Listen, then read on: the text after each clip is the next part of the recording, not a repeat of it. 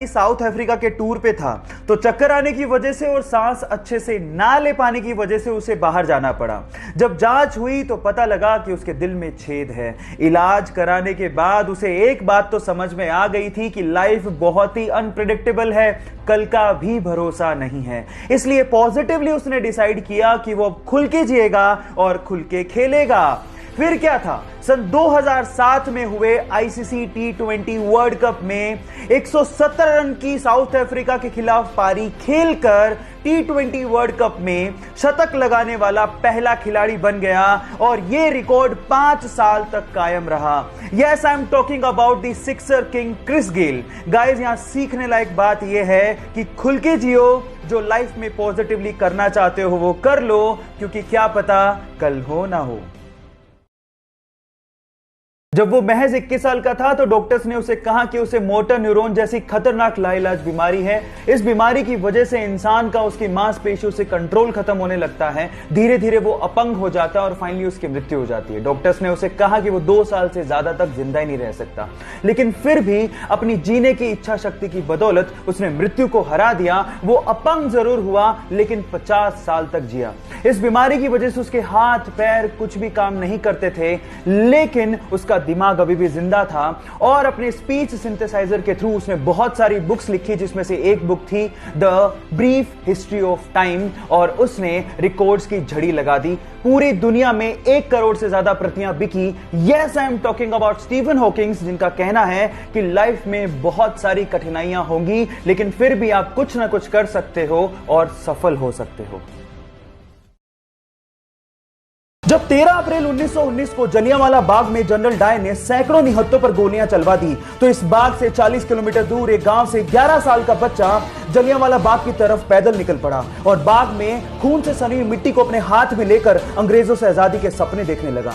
ये मिट्टी लेकर जब वो घर पहुंचा तो उसने पिताजी को कहा कि पिताजी आप कहां जा रहे हैं। तो पिताजी ने जवाब दिया कि मैं आम की गुठलियां बोऊंगा जिससे पेड़ लगेगा और बहुत सारे आम मिलेंगे। तो जानते हो उस बच्चे ने क्या कहा? उस 11 साल के बच्चे ने कहा कि मैं भी इस खेत में बंदूक बोना चाहता हूं जिससे मुझे बहुत सारी बंदूकें मिलें और मैं अपने देश को आजादी दिला सकूं। इस क्रांतिकारी विचार को रखने वाले का नाम है शहीद भगत सिंह, जो हमारे लिए, इस देश के लिए हंसते हंसते ये कहकर फांसी पर चढ़ गए, सरफरोशी की तमन्ना अब हमारे दिल में है, देखना है जोर कितना बाजुए कातिल में है, बाजुए कातिल में है। जिस उम्र में लड़के और लड़कियां ब्रेकअप और पैचअप के खेल में बिजी होते हैं, उस उम्र में इस लड़के ने सोचा कि मैं अपना स्टार्टअप शुरू करूंगा। 17 साल की छोटी सी उम्र में उसने अपना कॉलेज ड्रॉप आउट कर दिया, वो भी अपने पेरेंट्स को बिना बताए, और अपना स्टार्टअप शुरू किया। हालांकि वो स्टार्टअप इतना नहीं चल पाया, फेल हो गया, लेकिन उसने हार नहीं मानी। 3 साल की कड़ी रिसर्च के बाद सन 2013 में उसने एक दूसरा स्टार्टअप शुरू किया और देखते ही देखते वो कंपनी इंडिया में $10 बिलियन की कंपनी बन गई। जी हां, मैं बात कर रहा हूं ओयो फाउंडर रितेश अग्रवाल की, जो कि इंडिया में यंगेस्ट बिलियनर भी हैं। गाइस, यहां सीखने लायक बात यह है कि if you can believe it, you can achieve it. Gold यानी कि सोना रईसी की पहचान मानी जाती है, लेकिन सवाल यह है कि अर्थ की क्रस्ट में तो बहुत सारे मेटल मिलते हैं, फिर गोल्ड को ही इतनी तवज्जो क्यों दी जाती है? मैं आपको बताता हूं। गोल्ड एक ऐसा मेटल है जिसपे कभी जंग लगती ही नहीं है। एक्चुअली जब भी कोई मेटल ऑक्सीजन और मॉइस्चर के कांटेक्ट में आता है तो उस पे जंग लगनी शुरू हो जाती है, जैसे कि लोहे का ब्राउन हो जाना, चांदी का काली हो जाना, कॉपर का ग्रीन हो जाना। ये सब कोरोजन यानी कि जंग लगने की वजह से ही होता है। लेकिन गोल्ड एक अनरिएक्टिव मेटल है जो ऑक्सीजन और मॉइस्चर के साथ रिएक्ट करता ही नहीं है। इसीलिए अर्थ की क्रस्ट से जब सोने को निकाला जाता है तो उसे प्रोसेस करने तक की जरूरत नहीं पड़ती, क्योंकि वो प्योर फॉर्म में ही पाया जाता है। क्या इसके पहले तक गोल्ड की एक खासियत आप लोगों को पता थी? और अगर नहीं पता थी तो चैट सेक्शन में लिखना मत भूलिएगा। गाइस, मैथ का पजल सोल्व करने से ना दिमाग बहुत तेज होता है। तो चलो मैं आपसे एक मैथ का सिंपल सवाल पूछता हूं। सपोज करो कि आपके पास एक मैथ का इक्वेशन है जिसमें लिखा हुआ है 5 + 5 + 5 + 5 = 555। अब सबको पता है कि गलत है, लेकिन अगर मैं आपसे कहूं कि आपको सिर्फ एक लाइन यूज करनी है, कैसे भी एक लाइन, और इस मैथमेटिकल इक्वेशन को ठीक करना है, बस आपको ये याद रखना है कि आपको इक्वल को क्रॉस नहीं करना। करके दिखाओ कैसे करोगे, 10 सेकंड का टाइम देता हूं।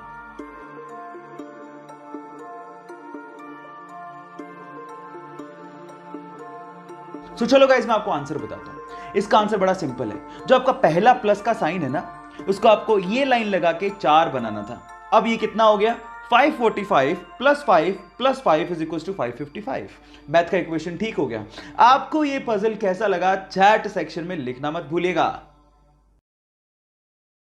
एक बार विवेकानंद बनारस में एक मंदिर से बाहर आ रहे थे, तो बाहर बैठे कुछ बंदरों ने विवेकानंद को चारों तरफ से घेर लिया, जिससे विवेकानंद थोड़े घबरा गए और भागना शुरू कर दिया। तो जब वो भाग रहे थे तो बंदर उनके पीछे और पड़ गए। वो और भागने लगे, बंदर और पीछे भागने लगे। ये सब दृश्य एक मोंक बाहर खड़ा हुआ देख रहा था। उन्होंने विवेकानंद को कहा, रुक जाओ और इन बंदरों का सामना करो। तो जैसे उस मोंक की बात सुनी, विवेकानंद वहीं रुक गए, पलटे और उन बंदरों का सामना करना शुरू कर दिया। जैसे ही उन्होंने उसका सामना किया तो बंदर दुम दबा के भाग गए। यहां पर विवेकानंद ने अपनी जिंदगी का सबसे बड़ा लेसन सीखा। उन्होंने ये सीखा कि जिंदगी में कभी विपत्तियां आए तो भागो मत, पलट के उनका सामना करो, तभी जिंदगी में आप परिपक्व हो पाओगे। जब सीता मैया को रावण लंका उठा के ले गया तो उनको भगवान राम की तरफ से संदेश देने के लिए और उनका हालचाल पूछने के लिए हनुमान जी ने पर्वत से छलांग लगाई और समंदर के रास्ते होते हुए लंका जाने लगे। रास्ते में उनका सामना सुरसा से हो गया। सुरसा ने कहा, मुझे तो भूख लग रही है, मैं तो तुम्हें खाऊंगी। हनुमान जी ने कहा कि मैं सीता मैया से मिलके आता हूं, आते वक्त जो तुम्हारी इच्छा हो कर लेना। सुरसा ने कहा, नहीं, मुझे तो भूख अभी लग रही है, मैं तो अभी खाऊंगी। तो हनुमान जी ने कहा, वक्त जाया मत करो, खा लो। तो सुरसा ने उन्हें खाने के लिए अपना 1 योजन का मुंह खोला। 1 योजन का मुंह मतलब 8 मील मुंह खोला। जैसे ही उसने 1 योजन मुंह खोला, हनुमान जी 2 योजन के हो गए। सुरसा ने 2 योजन का मुंह खोला, हनुमान जी 4 योजन के हो गए। ऐसे करते करते सुरसा ने 64 योजन का मुंह खोल लिया। तो हनुमान जी ने बुद्धि दिखाते हुए अपना शरीर छोटा किया और उसके मुख का चक्कर लगाते हुए बाहर आ गए। यहां समझने लायक और सीखने लायक बात यह है कि जब पावर दिखानी थी तो हनुमान जी बड़े होते चले गए, लेकिन जब बुद्धि दिखानी थी तो हनुमान जी छोटे हो गए। एक बार द्रोणाचार्य अपने 5 पांडव शिष्यों के साथ जंगल से जा रहे थे। उनके साथ एक कुत्ता भी था। अचानक से वो कुत्ता धनुर्विद्या का अभ्यास कर एक व्यक्ति को देख के तेज तेज भौंकने लगा, जिससे उस व्यक्ति को विघ्न होने लगा। अब उस व्यक्ति ने धनुष बाण उठाया और उस कुत्ते पर इस तरह से वार किया कि उस कुत्ते का पूरा मुंह तीरों से भर गया, लेकिन उसे घाव तक नहीं आया। अब ये चीज देखकर द्रोणाचार्य हैरान रह गए और उस व्यक्ति से पूछा कि तुमने धनुर्विद्या सीखी कहां से? तो उस व्यक्ति ने जवाब दिया कि आप ही की प्रतिमा को गुरु मानकर मैंने सारी की सारी धनुर्विद्या सीखी है। अब क्योंकि द्रोणाचार्य अर्जुन को वचन दे चुके थे कि इस पूरे विश्व में उससे बढ़िया धनुर्धारी कोई भी नहीं होगा, इसलिए गुरु दक्षिणा में उस व्यक्ति से द्रोणाचार्य ने दाएं हाथ का अंगूठा मांग लिया और उस व्यक्ति ने हंसते हंसते अपने दाएं हाथ का अंगूठा द्रोणाचार्य के चरणों में समर्पित कर दिया। जानते हैं उस शिष्य का नाम क्या था? उस शिष्य का नाम था एकलव्य।